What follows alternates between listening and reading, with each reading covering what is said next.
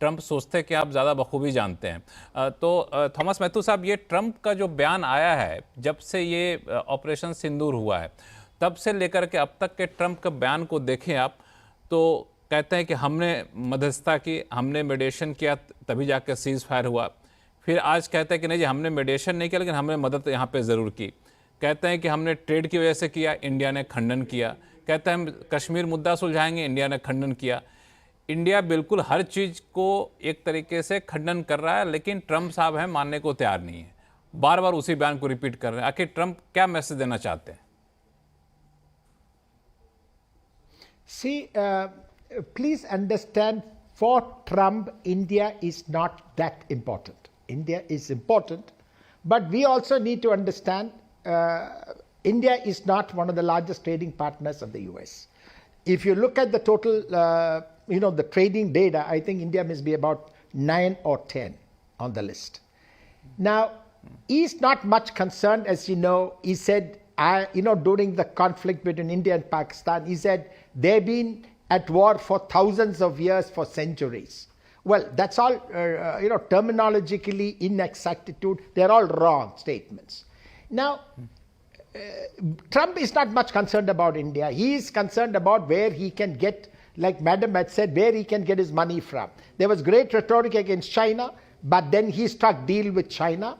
So that both of them, China is one of the largest trading partners of the US. Either it's China or it's Mexico. So that's the level of trading partnership that they have. So what did he do? He upped the ante, created a lot of noise, and then settled for something which would give the US better.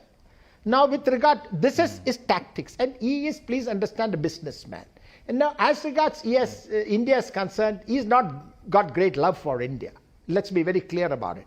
We need to understand our self-interest and go forward, and don't expect any favors from China, from the US. And one thing, you talked about armaments. The topic got shifted into something else. You need to understand, America is interested in selling arms to India. But please understand, it's not going to transfer technology to India. Please understand that very clearly. And if you're not going to transfer technology to India, and India is not able to absorb the technology, तो Thomas Matthew साहब, sorry आपको बीच में interrupt कर रहा हूँ, आपको बीच में interrupt कर रहा हूँ। आप आर्म्स बेचो, थॉमस मैथ्यू साहब, मैं आपको बीच में रोक रहा हूँ। India is going to be a buyer and the US is going to be a seller of armaments. So we need to develop our own मैं आपको बीच में रोक रहा हूँ। मेरा कहना यह है कि आप आर्म्स बेचो, हमें ज़रूरत होगी तो हम आर्म्स आपसे खरीदेंगे। लेकिन ये कहना है कि हमने दोनों के बीच में मेडिएशन कराई, हम कश्मीर इशू को सॉल्व कराएंगे, हम आपके पास आएंगे, जबकि इंडिया कह रहा है कि आपको आने की ज़रूरत है नहीं, फिर भी बार बार इस तरह के बयान दे करके आप क्या साबित करना चाहते हैं मिस्टर दयाल?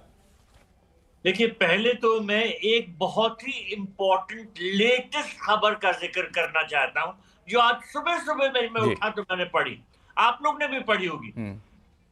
डोनाल्ड ट्रंप ने एप्पल के सीईओ टिम कुक को कहा है कि आप इंडिया में मैन्युफैक्चरिंग मत कीजिए, साफ साफ ये कहा। देखिए, एप्पल जो था वो चाइना से अपनी मैन्युफैक्चरिंग इंडिया में लोकेट करने की कोशिश कर रहा था। इसमें काफी कदम उठाए जा चुके हैं। डोनाल्ड ट्रंप ने ये साफ साफ अब उनसे कहा है कि आप इंडिया में मैन्युफैक्चरिंग मत कीजिए, आप आके अमेरिका में ही मैन्युफैक्चरिंग कीजिए। अमेरिका में मैन्युफैक्चरिंग कॉस्ट है वेरी हाई, वो इससे बहुत फायदा था अगर एप्पल हमारे यहाँ मैन्युफैक्चर करता। लेकिन अब जो है एप्पल ट्रंप की बात सुनकर थोड़ा घबरा गया है, या ट्रंप से पंगा तो नहीं लेंगे एप्पल वाले। तो ये असलियत है डोनाल्ड ट्रंप की। अब ट्रांसफर ऑफ टेक्नोलॉजी, जैसा थॉमस मैथ्यू साहब ने कहा कि वो तो अमेरिका करना ही नहीं चाहता है, और हमारा इंटरेस्ट ये है कि अगर हम हथियार खरीदें तो उसके साथ साथ हमें टेक्नोलॉजी भी मिले, क्योंकि हम मेक इन इंडिया की तरफ बढ़ना चाहते हैं। हम ज्यादा से ज्यादा अपनी डिफेंस इक्विपमेंट खुद मैन्युफैक्चर करना चाहते हैं, वो अमेरिका नहीं चाहता है। तो ये एक बहुत बड़ी रुकावट है। और ट्रंप की असलियत तो ये है कि वो कहता चाहे जरूर हो, लेकिन उसकी जो बातों में और उसकी हरकतों में बहुत बड़ा फर्क है। और उसने झूठ मूठ बोला कि हमने मध्यस्थता की और हमने ट्रेड ऑफर किया और इस वजह से ये जो सीज फायर हुआ, इसका झूठ तो हमने स्पष्ट कर दिया। भारत ने साफ साफ कहा कि ये सब कुछ सच नहीं है। हमने सीज फायर एग्री किया जब पाकिस्तान ने घुटने टेक कर आके हमसे कहा कि प्लीज अब लड़ाई बंद करो, हम सीज फायर करना चाहते हैं। तो ट्रंप पे विश्वास नहीं किया जा सकता और उनकी असलियत इस बात से निकल आती है कि उन्होंने एप्पल को कह दिया कि आप इंडिया में मत मैन्युफैक्चर कीजिए। बताइए इससे खराब बात क्या हो?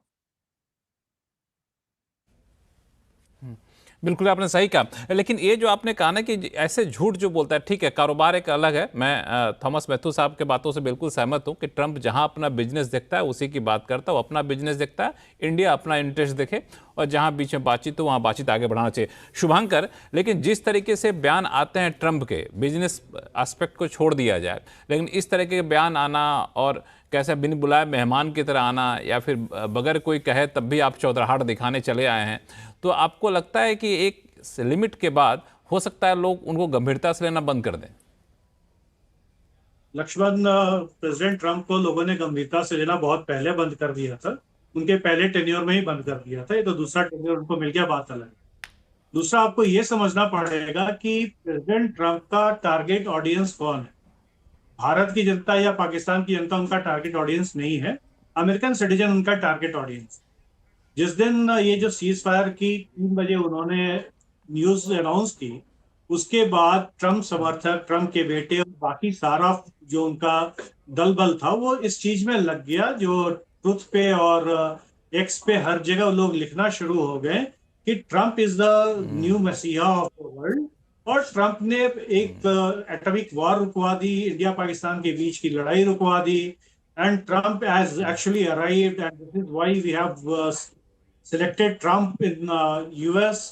और आपको ये समझना पड़ेगा कि ट्रंप आखिर ये जो मैन्युफैक्चरिंग वापस यूएस में लाने की बात कर रहे हैं वो क्यों कर, क्योंकि यूएस के जो नेटिव हैं उनकी जॉब धीरे धीरे जा रही है। एक वहां पे परमानेंट डिसकंटेंट है साउथ एशियंस एंड इंडियंस के लिए, क्योंकि वहां पे जो ज्यादा हाईली पेइंग जॉब्स हैं वो सबसे ज्यादा इंडियंस, और उसके बाद आपके जो एशियंस, वहां पे एशियंस कहते हैं चाइना और बाकी कंट्रीज से जो लोग हैं मंगोलाइड मुल्क के, उनको एशियंस कहते हैं। तो इंडियंस और एशियंस ने वहां मैक्सिमम हाईली पेड जॉब्स पे कब्जा किया हुआ। तो एक जो नेटिव अमेरिकन हैं और ब्लैक अमेरिकन हैं उनमें एक डिसकंटेंट है। अब प्रेसिडेंट ट्रंप का टारगेट वो, और उसमें भी आपको सोचना पड़ेगा कि ट्रंप का जो बिहेवियर पैटर्न है, ट्रंप को थर्ड टर्म तो यूएस में मिल नहीं सकता, वो दूसरे टर्म के बाद थर्ड टर्म उनको मिलने वाला नहीं है। उनको इस चीज की कोई चिंता नहीं है कि जेडी वैंस फिर से प्रेसिडेंट बनेंगे या नहीं बनेंगे। मुझे ऐसा कुछ नहीं लगता कि ट्रंप को अपनी पार्टी पॉलिटिक्स की भी कोई इतनी चिंता है। तो ट्रंप का फोकस कहाँ है? ट्रंप का फोकस यह है कि ट्रंप अमेरिका के वो राष्ट्रपति बनना चाहते हैं जो अमेरिका को ग्रेट बनाए फिर से। दूसरा, वो ट्रंप ये चाहते हैं कि अमेरिका का पैसा अमेरिका में रहे। तीसरा, शायद, ये मैं शायद बोल रहा हूं कि ट्रंप शायद नोबेल पीस प्राइज चाहते हैं क्योंकि बराक ओबामा को भी मिल गया। तो इस अगर आप ये इसी वजह से शांति के मसीहा बने फिरते हैं। भले रूस यूक्रेन वॉर में उनकी कोशिश सफल हुई नहीं, इजराइल हमास में बहुत सफल हुई नहीं, तो कम से कम भारत पाकिस्तान में सफल हो जाए, शायद ये भी एक टैक्टिक हो सकती है। लेकिन इस चर्चा को हम लोग आगे जारी रखेंगे। 2 मुद्दे और बचे हैं जो ब्रेक के बाद आप लोगों से पूछूंगा। एक, इन सारे मुद्दे पे रूस अचानक से बड़ा शांत है, जो एक तरफ में बड़ा भारत का पक्षधर होता था, और दूसरा जो सिंधु जल समझौता, जो इंडस वाटर ट्रीटी है, उसको वापस से बहाल करने के लिए पाकिस्तान गुहार लगा रहा है। दोनों में भारत की रणनीति क्या होनी चाहिए, हम लोग चर्चा करेंगे छोटे से ब्रेक के बाद। कहीं जाइएगा नहीं।